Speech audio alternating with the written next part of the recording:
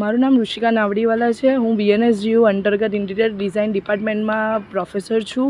અત્યારે હાલમાં ચાલી રહેલા સમગ્ર દેશમાં હાલમાં ચાલી રહેલા અયોધ્યામાં પ્રાણ પ્રતિષ્ઠા માટે અમે લોકોએ એક રામ ભગવાનની એક પ્રતિકૃતિ તૈયાર કરી છે. રામ ભગવાન જ્યારે 14 વર્ષના વનવાસ બાદ જ્યારે આવે છે તે પછી જે એમનો ભવ્ય દરબારનો જે માહોલ છે તે બતાવવાની ટ્રાય કરી રહી છે.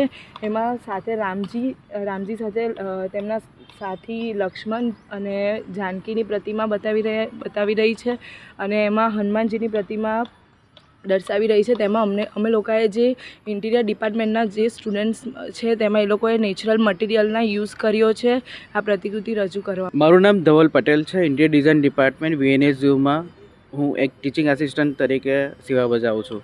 આપ સૌ જોઈ રહ્યા છો તે પ્રમાણે જે ચિત્રમાં જે મ્યુરલમાં દેખાઈ રહ્યું છે તે પ્રમાણે જે મટીરિયલ જે યુઝ થયા છે, જે ભગવાન શ્રી રામ, સીતાજી, લક્ષ્મણજી અને હનુમાનજીની પ્રતિકૃતિ દેખાય છે.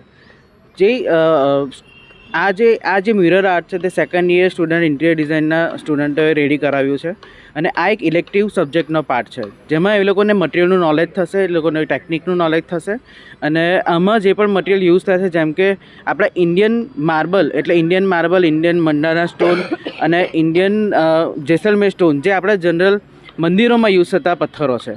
તો એ જ પથ્થરોના સ્લેબ એ લોકો લાવ્યા છે, એના ટુકડા કરીને એનું મંડાલા આર્ટ જે શ્રીરામજીની પાછળ તમે એક આર્ટ ફોર્મમાં જોઈ શકો છો.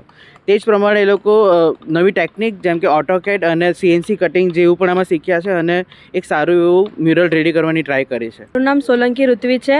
હું 4th સેમમાં છું અને આ જે અમારો એક સબ્જેક્ટમાં જ રિલેટેડ છે અને આ જે હમણાં પહેરવેશની વાત કરીએ તો અમે પહેરવેશમાં અમે લોકો ટીશ્યુ પેપર અને ગમનો સોલ્યુશન કરીને બનાવ્યું છે અને એમાં અમે સૂતરી પણ વાપરી છે અને ઓર્નામેન્ટ્સમાં સ્ટીલનું એક કટિંગ કરીને બધું કર્યું છે અને અમને લગભગ 4 દિવસ થયા છે. અમે 39 વિદ્યાર્થીઓએ કર્યું છે દિવસના 12 કલાકમાં. જેટલા બી ઓર્નામેન્ટ્સ છે એટલે અમારા ઇન્ટિરિયર ફિલ્ડને રિપ્રેઝેન્ટ કરવામાં તમે મેટલના ને એની રીતે કટ કરીને ઓર્નામેન્ટ્સ યુઝ કર્યા છે.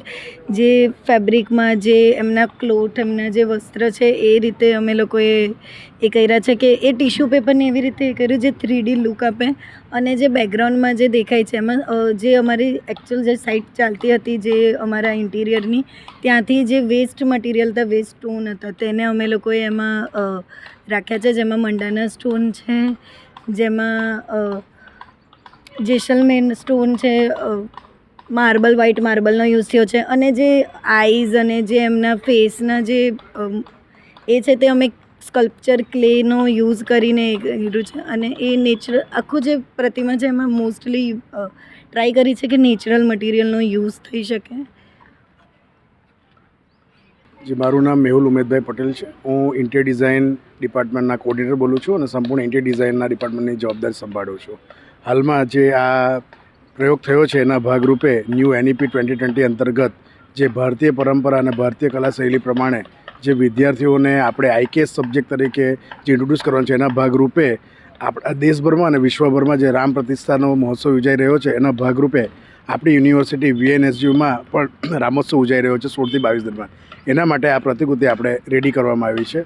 આ પ્રતિકૃતિને રેડી કરવા માટે 3 પ્રાધ્યાપક અને 2 પ્રાધ્યાપકો દ્વારા કુલ 5 પ્રાધ્યાપક તથા 40 વિદ્યાર્થીઓના સહયોગ પ્રમાણે આ જે ઇન્ટિરિયર ડિઝાઇનના વિદ્યાર્થીઓ હોય એટલે મટીરિયલ ઓરિએન્ટેડની આ મ્યુરલ વર્ક રેડી કરવામાં આવ્યું છે. સાથે સાથે આ વર્કને અમે હવે PMO તથા પેટર્ન પણ કરવામાં જઈ રહ્યા છે. સાથે સાથે આ વર્કને અમે અયોધ્યા ખાતે પણ પ્રસ્થાપિત કરવાનો પ્લાનિંગ કરી રહ્યા છે. સાથે સાથે અમે આનો શોર્ટ ટર્મ કોર્સ પણ લોન્ચ કરવા જઈ રહ્યા છે અને એની સાથે ભારતભરમાં અને ભારતભરની જે યુનિવર્સિટી છે એ કક્ષાએ પણ આની અવેરનેસ વધે એના માટેના નાના સેમિનાર અને વર્કશોપ યોજવાનું પ્લાનિંગ કરી રહ્યા છે. સીધીખબર.comના ઓથેન્ટિક વિડીયોઝને જોવા માટે આ વિડીયોને લાઇક કરો, શેર કરો અને ચેનલને સબસ્ક્રાઇબ કરો.